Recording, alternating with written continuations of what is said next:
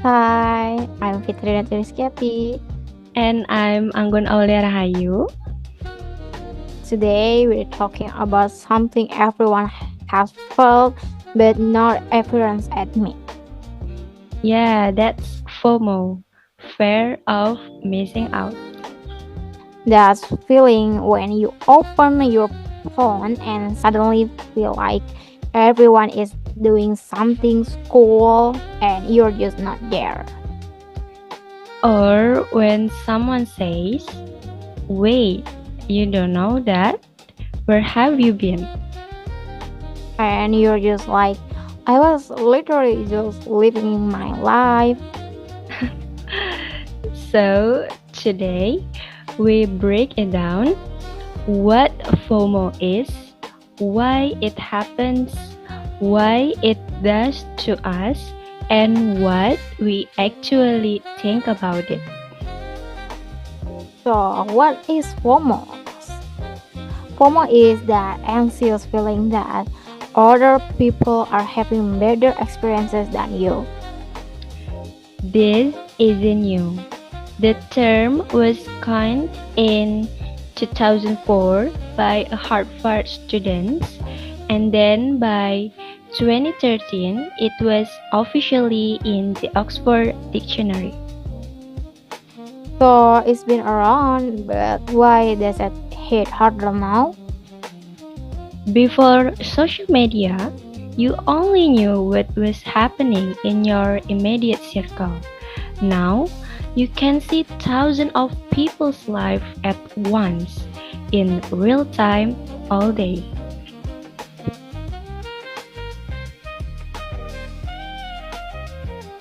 Uh, and your brain starts comparing automatically. She already been there, he already has that. Why don't I? Meanwhile, that person might be broke after buying that thing. So that but they're not posting that part.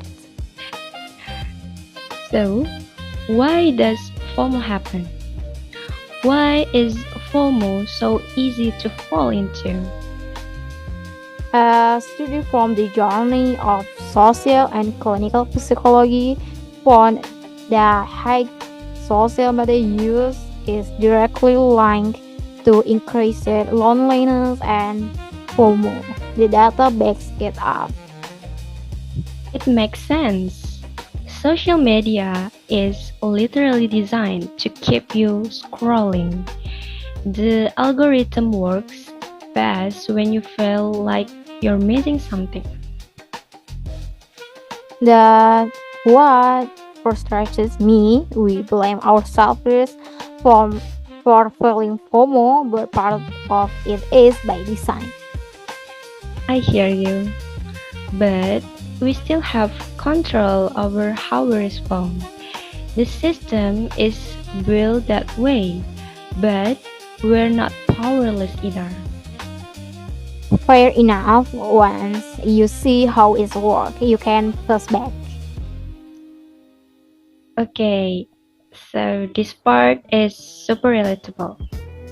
You know that moment when everyone's talking about some trend and you have no idea, and someone goes, you don't know, where have you been? And suddenly you feel like an outsider in your own friends group. Here's the thing though. Research shows the average person is exposed to 6,000 to 10,000 pieces of content per day. Our brains cannot process all of that. Not knowing something isn't a flaw, it's just human. Oh, and honestly, when someone judges another person just for not knowing a trend, that says more about the person judging than the one being judged. There's even a term for stepping back from all of it, digital detox. And that's not falling behind, that's a healthy choice. So FOMO isn't always bad. FOMO is always negative in small doses. It can push you forward like if everyone in your field knows a skill you don't, you feel filled out, so you go learn it. That FOMO working for you. But when it's out of proportion, it gets toxic. Buying things you don't need, forcing yourself out when you're exhausted, just to avoid being called behind. And research from the University of Essex found that excessive FOMO is linked to lower sleep quality, higher stress, and lower life satisfaction overall. The sneakiest part? FOMO can make you lose your own taste. You stop knowing what you actually like because you've been too busy following what everyone else likes. That's not just about trends, that's about identity. So next, quick disagreement. Whose fault is FOMO, the individual or the system? Hmm, I think we're responsible for our own responses. And yeah, the system is so manipulative. But we still have agency. Okay, but putting all the blame on the individual isn't fair either. The system is literally built to exploit our need to belong.